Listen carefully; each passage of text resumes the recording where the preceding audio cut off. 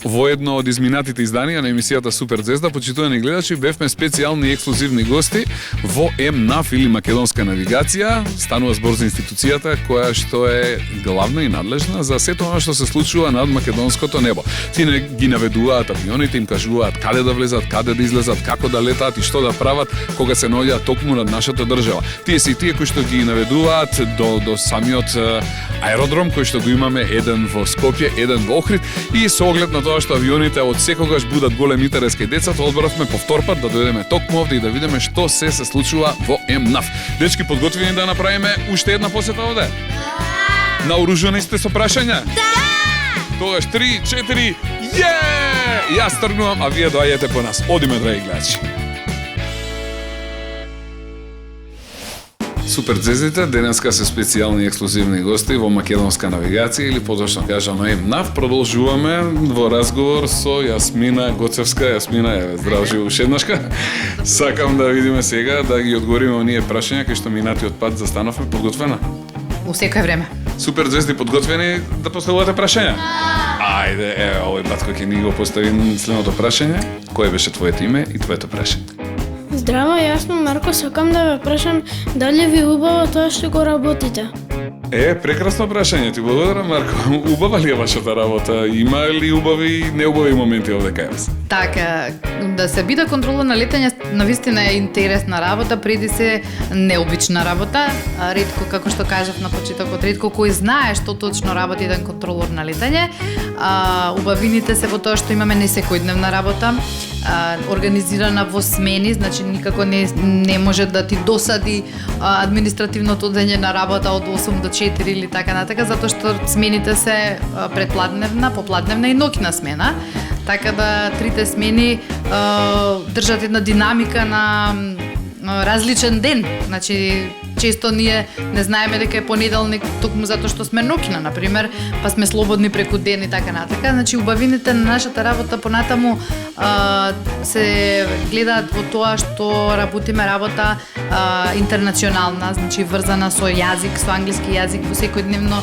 Имаме нови работи кои што ни ги презентираат нашите инструктори, шефови и така натака. Сме во постојан контакт со новитетите во воздухопловството, значи никогаш не може да застанеме на нашето научено знаењето, секојдневно ни се надополнува. Понатаму можам да кажам дека исто еден доста интересен благодет е што токму тоа што може да се случи да си слободен во вторник, среда и четврток, да си завршиш одредени работи. Меѓутоа може да се случи, например, што можеме да го кажеме како еден недостаток на нашата работа, да си на работа, да речеме, на Нова година. И за празници. Новата година, да, новата година е како празник кој што децата го сакаат. Често се случува мама, тато да си е на работа, да си ја прослави новата година со колегите. Има многу професии кои што работат. Тука се доктори, полицајци, пожарникари, брза помош и сите. Така да заедно со сите и вие. Вие сте едни од оние кои што 24 часа мора да има некој овде на работа, бидејќи 24 часа небото на нашата земја има собраки, така ли?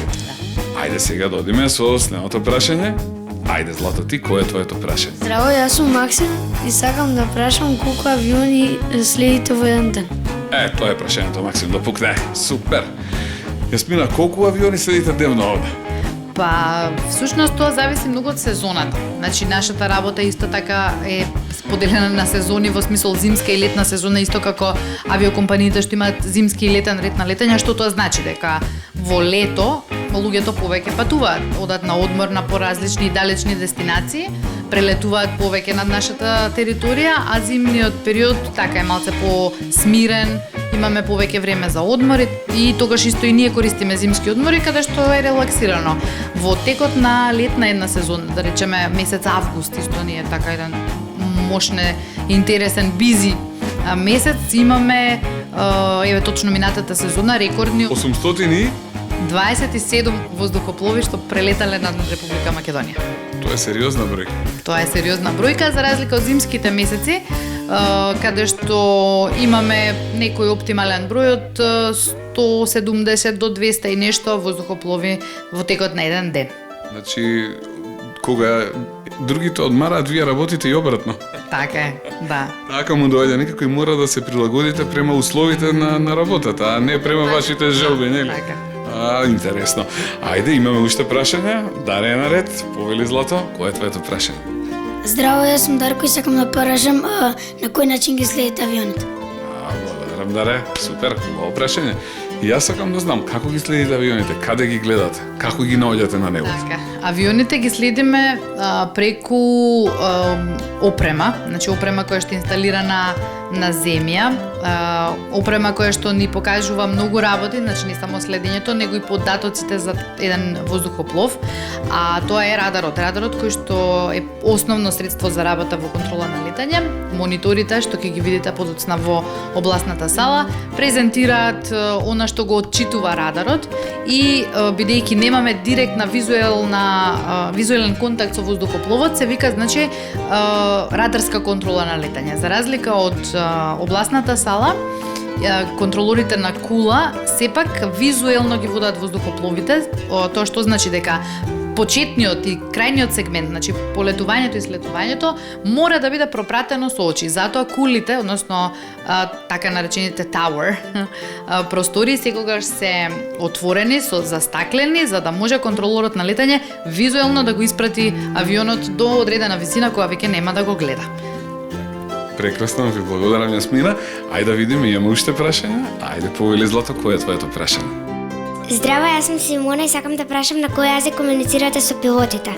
И ово е многу интересно прашање. На кој јазик комуницирате со пилотите со оглед на тоа што доаѓаат авиони од сите страни на целиот свет? Па вака во Европа, значи официјален јазик во воздухопловството е англискиот јазик, затоа и го кажав, го спомнав како предуслов, еден значаен предуслов за да се влезе во ваква една работа.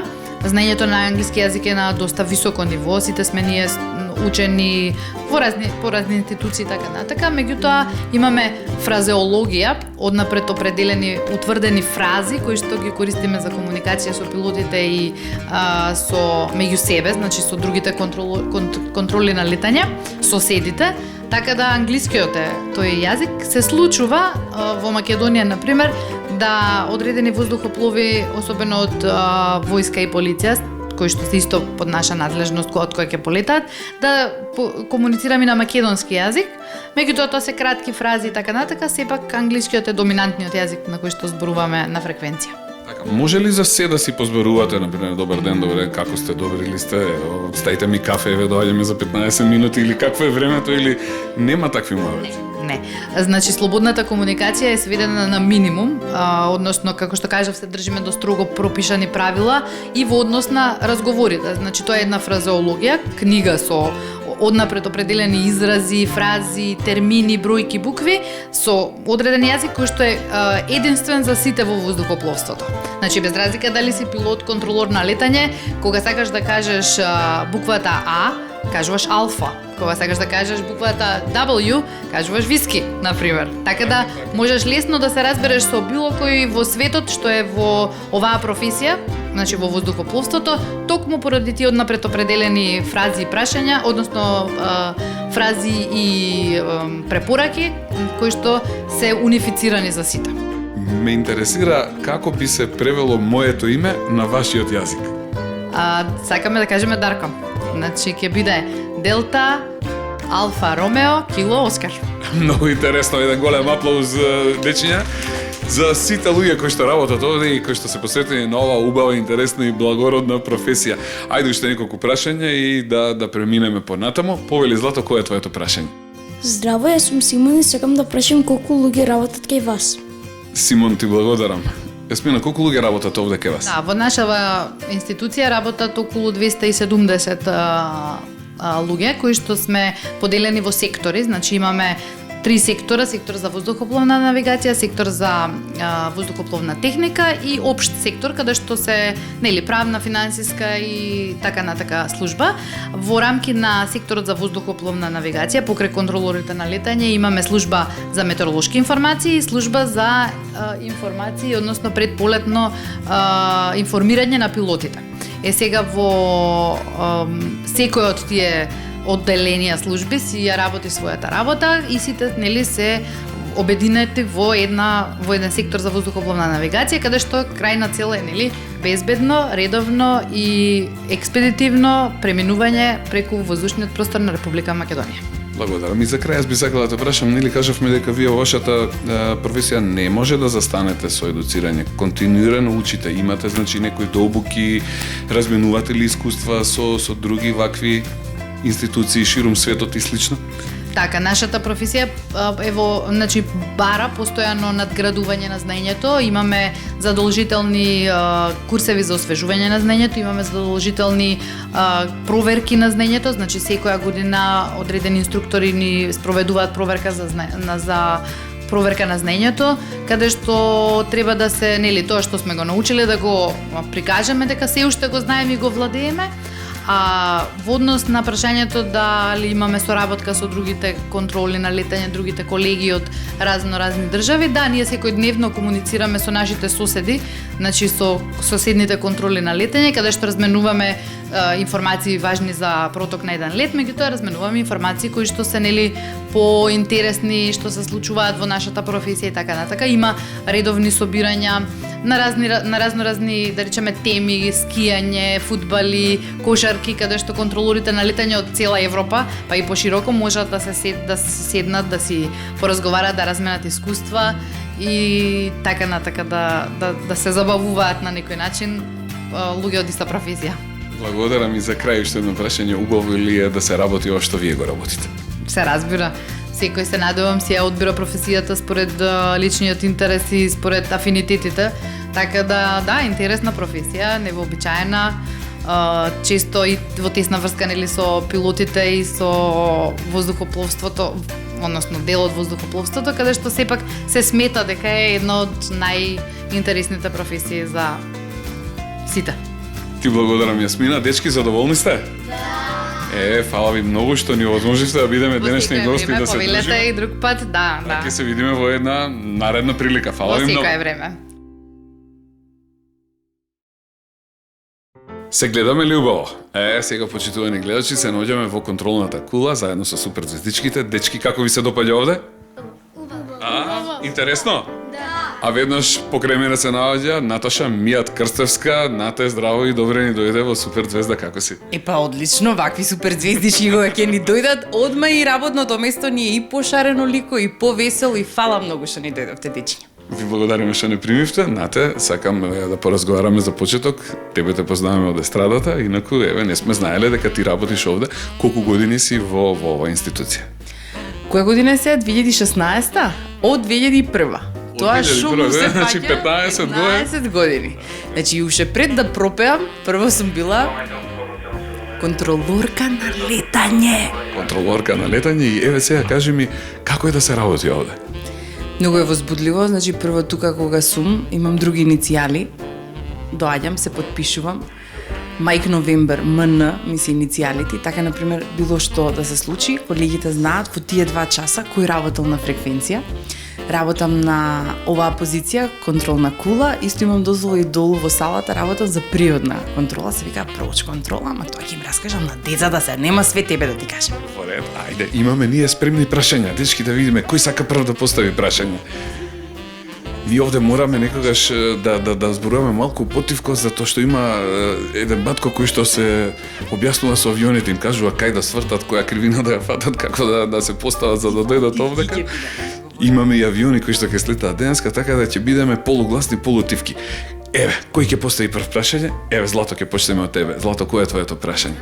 Јас сум Максим, сакам да ве прашам што правите овде. Убаво прашање, Максим. Знате, што работите овде? Ама ми вика, што правиш ти кога ќе одиш на работа? Значи, во моментот извршен контролор е колегата Боби. Јас сум, нели, тука само да ги одговорам прашањата, кажи здраво на супер звездите.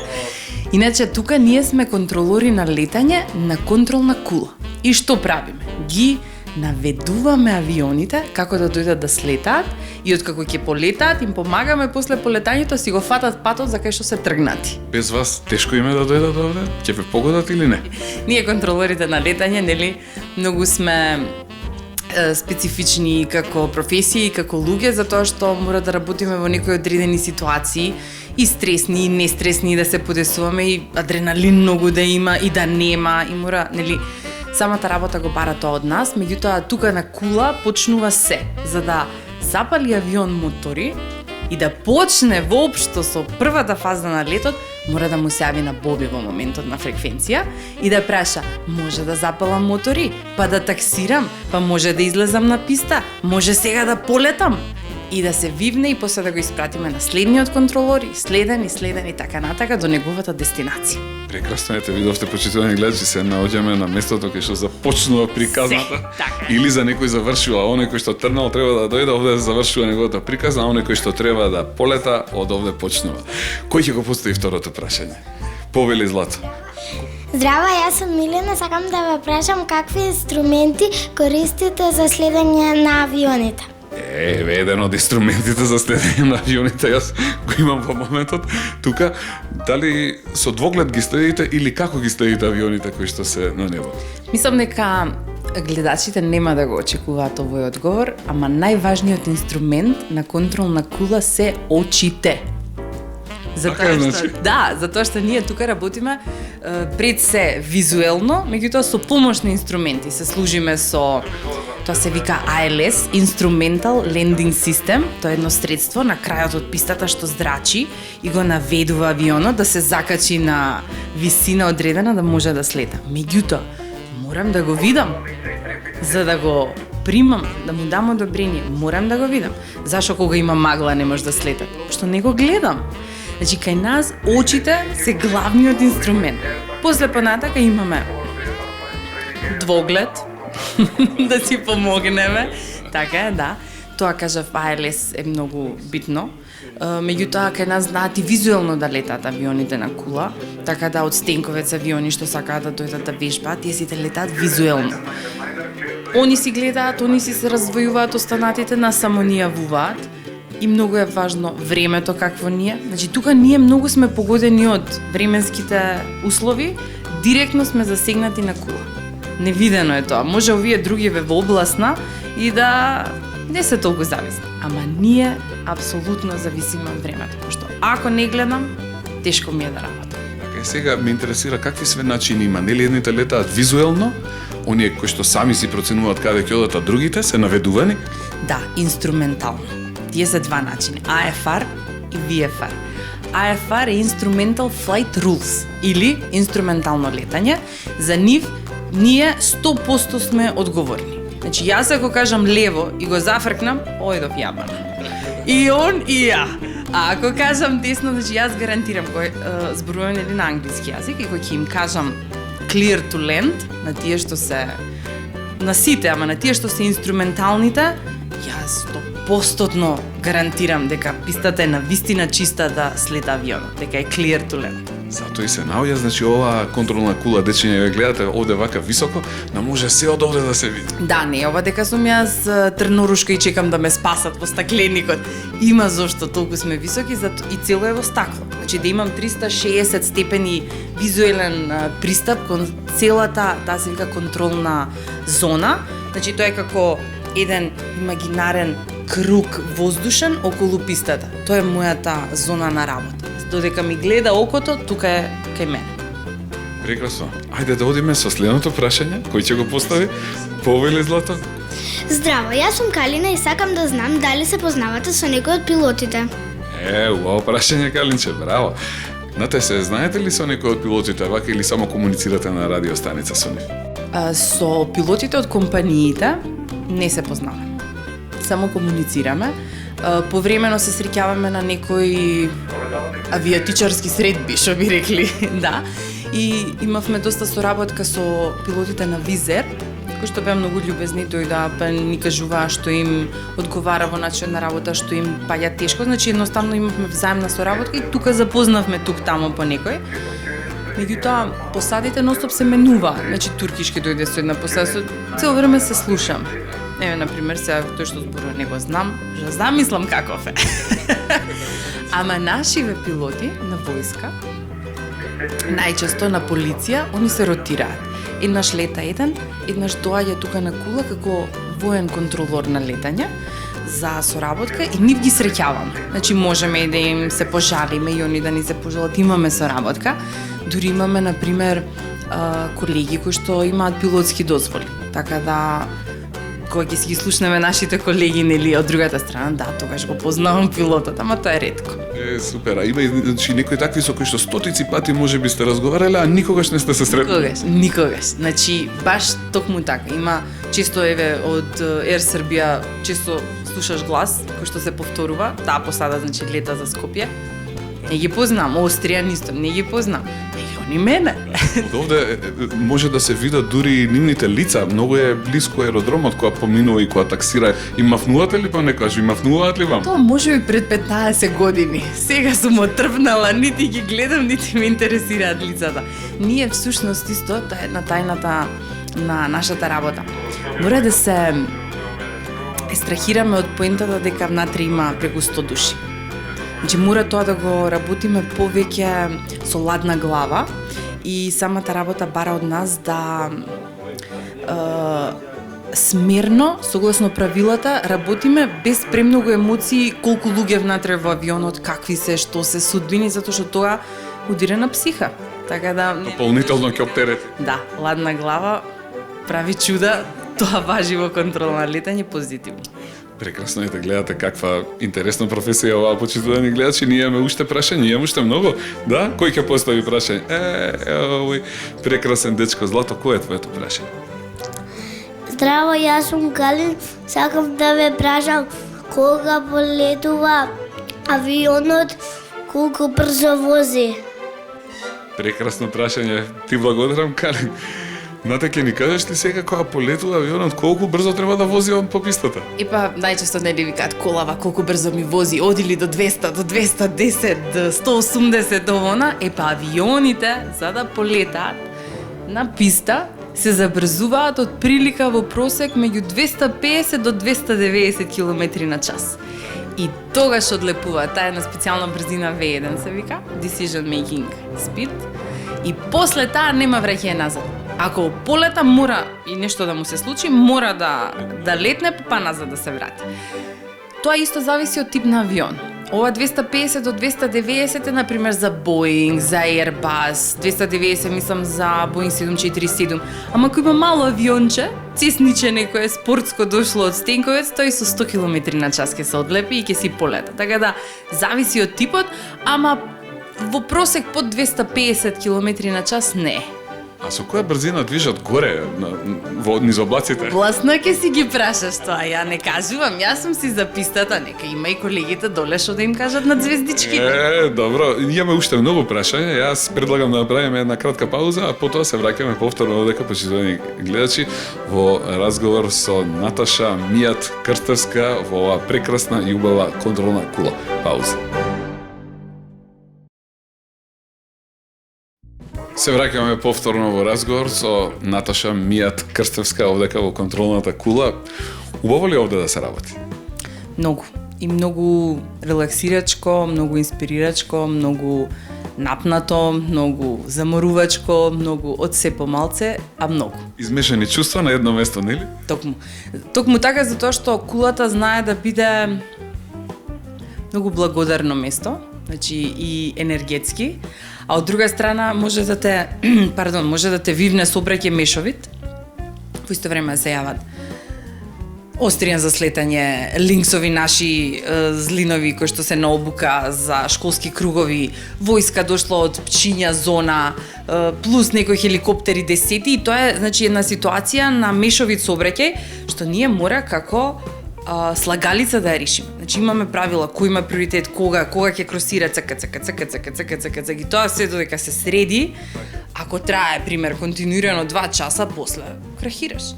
Значи сите оние кои работат овде, како вие и вашиот колега Боби, треба да имаат истакнати организацијски способности. Многу.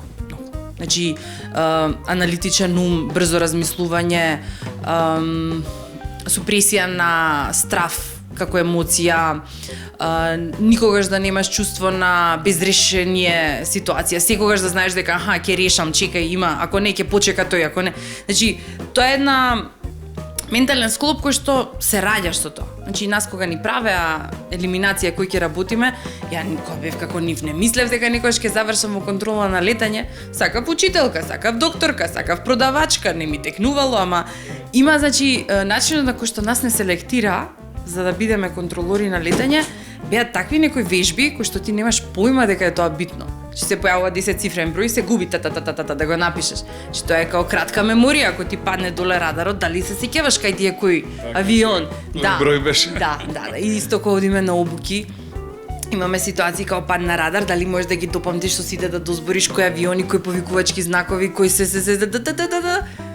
И сега имаш таков бурен ден и доаѓаш дома и Дарко ти га маш ти купи леп. Сите ги дотарав овдека да слетаат безбедно. Ама не можеш да се наместиме. Оди ти да купиш лепа. Така. Супер. Ајде да продолжиме со прашањата, да видиме сега кој ќе праша оваа убава девојка. Злато, кој е твоето прашање? Здраво, јас сум Катија, сакам да ве прашам во колку смени работите? Убаво прашање, Катија, ти благодарам. На те во колку смени овдека се работи? 3. Прва, втора, трета. Прва смена почнуваме во 7:30 од Сабајле. После 8 часа втора смена не менува. После тоа од 15:30 до 11:30 и ноќната смена од 11:30 до 7:30. Тоа ротацијата како е, например, најчесто е прва, втора, трета, 2 дена слободни, меѓутоа за потребите на фирмата кога има годишни одмори може да е поинтензивно. Сепак и тоа исто допринесува нашата работа да е многу интересна и динамична. Значи јас кога тргнувам од дома за на работа, согласно која смена, не можам да претпоставам секогаш што ќе ми се случи на работа. Значи утринска смена некогаш може да има многу гужва, некогаш може да има во втора смена многу гужва. Некогаш сега веќе и во последно време во ноќна смена има најмногу гужва. Сите доаѓаат да слетаат, сите од Сабајле да полетаат да ги испратиш. Значи тоа плюс додава зачин на неизвестност и интересност, нема припрема. Тргнуваш релакс, што ќе ти се случи, со Господ напред. Тоа е тоа. Знаете, која смена ти обожаваш да ја работиш? Утринска, пладневна или вечерна? Која е за тебе од најинтересна? Откако станав мајка, ноќна смена ми е омилена, затоа што за Калин, например, го заспиов и доаѓав на работа. Всушност, детето не ни знаеше дека сум на работа и не многу отсуствував од, да кажам, неговиот живот, пошто после доаѓаш, имаш 2 дена слободни, ќе се одспиеш дури у градинка и јово на ново, тука си. А од мајчински аспект, например, најтешка ми била пладневна смена, затоа што тогаш па цел ден не се гледаш со семејството. Ама па можеш и психички да се одмориш од семејството, така да меш со 2 оштрици. И порано, нели, како помлада и како девојка немажена, пладневна смена ми била омилена. Се одспиеш од Сабајле, па искочиш у град, се напиеш кафе, се спремиш, па дојдеш на работа, па после искочиш у диско и тоа е, нели, друг живот. Сега до дома после пладневна да дојдам. И заврши приказната. Се залепуваат капаците, да. Што познато ми е од некаде. Не знам, еве и звездичките сигурно знаат. А иначе утринска смена е сега полесна затоа што нели стануваш рано, имаш веќе некоја кондиција за станување, ама у младоста, пошто нели не бираат помлади кога сме, за професијата, тогаш сите се смеевме. Сакаш да се менјаме прва за втора смена, дај да поспијам и така натака. Ти благодарам. Сакам уште едно прашање ти поставам со оглед на тоа што разговаравме дека е многу битно овдека визуелно да се има контакт со авионите. Како е работата навечер? По што ги препознавате тогаш? Тогаш нема визуелно, сепак нели ги гледаме, имаат светло самите авиони, значи црвено, зелено, напред жолто, се означени, имаат светлосна сигнализација, ги гледаме, меѓутоа тоа е информативно. Чисто, не се водиме по тоа. Навечер е само инструментално водење на авионите. Сите тие што сакаат да летаат визуелно, половина час после заоѓање на сонцето, се одјавуваат и чао, убава вечер. Навечер во Македонија, во нашето небо, нема летање визуелно. Ете, научивме уште нешто. Ајде, имаме уште неколку прашања, продолжуваме да видиме кој следен ќе прашува. Повели, Злато, кој е твоето прашање? Здраво, јас сум Марко, сакам да знам колку луѓе работат во една смена. Ти благодарам, Марко, прекрасно прашање, супер. Знате, по колку луѓе работите овдека во една смена? На позиција кула мора да има минимум 2 во една смена, кои што ќе се менуваат 2 часа едниот, па 2 часа другиот. 2 часа едниот, 2 часа другиот. Значи во смена од 8 часа, активни работни часа на фреквенција се 4. Може и 5, може и 3, значи тоа е минимумот што ви го кажувам. Сега, кога има гужва, е многу добро да имаме уште еден плюс човек во смена, така да оптималниот број за кула во една смена е 3, затоа што треба има потреба во гужва асистентска позиција, значи да улета некој да се ротираме. Меѓутоа, докажано е дека човечката концентрација не може да издржи повеќе од 2 часа, дека не е безбедна работа на фреквенција пост 2 часа и затоа е тоа некое светско правило за контролори на летање, после 2 часа е обавезно пауза да се направи. Супер, благодарам. Ајде да видам уште едно прашање. Уште едно имаме за крај, па ќе се селиме на друго место. Повели Злато, кое е твоето прашање? Сум Симона и сакам да ве прашам дали е точно дека од марта дека работите. Сега напоменавте баш пред малку околу одморот, точно ли е? Да, вистина. Значи ние работиме 2 часа и после многу е пожелно да одмориме 2 часа. Затоа што, еве јас конкретно, кога ќе се качам тука да работам, никој веќе не ме прашува дали ми се оди у тоалет, дали сум жедна, дали сум гладна. Тоа е мој проблем. Јас сум тука како машина човек, 2 часа, одговорна за сите авиони кои што ќе ми се јават, безбедно да ги полетам и слетам, нив не ги интересира дали сум намирена со моите потреби, сум имала претходно 2 часа да одморам, да јадам, да пијам, да све што сакам да направам. Кога ќе дојдам да седнам, морам да сум 100% спремна да ги издржам тие 2 часа. Затоа е битно да одмориме, за да можеме после да одговориме. Каде и како се одмарате? Имаме простори за занимација и одмор, значи со телевизор, со компјутер, може ако сака некој да изгледа филм, може ако сака да прошета надвор во природа, тука нели на Петровец многу е шарено лико за воза, меѓутоа сепак во округот на аеродромскиот комплекс. Може, например, некој ако има потреба и не се чувствува добро да прилегне, има кауч и све, значи апсолутно е направено се што ни треба за да можеме да се направиме fit to work, се вика тоа. Способни за работа во следните 2 часа, кога ќе се потпиша мај новембер повторно на фреквенција, тоа е тоа. Одговорноста е цела на мене. Оние кои што не биле овде, не знаат дека има голема фреквенција на авиони. Навистина, ние откако дојдовме овде, еден куп авиони, еден куп авиони замина. По колку авиони во денот овде поминуваат пред вас? Па не знам, вака, тоа е многу различна бројка. Имаме ние специјален како список на авиони кои што имаат своји планови и тие се официјални оние туристички авиони, патнички што ги викаме. Тие плюс војска, плюс спортска авијација, плюс од некој надвор уште ако дојде тековно, сигурно се собираат преку 50. Во просек се околу 50 на. Да. Прекрасно. Јас ти благодарам што одвои време, поготово што направи пауза и дојде во текот на твоето породилно отсуство. Ти благодарам многу што ни удостои. Звездички во секое време. Фала ви, звездички.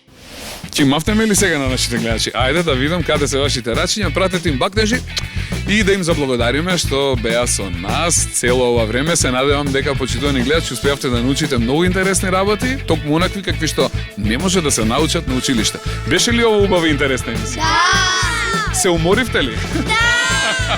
Некој не, некој да, сепак морам да кажам дека ни беше и малку напорно, но сепак многу интересно, така да би сакале ли пак некогаш да се вратиме овде? А сега, пријатно, драги гледачи, тоа беше се што имавме да ви го покажеме во оваа емисија. Ви посакувам се најубаво, до следната емисија на Супер Звезда.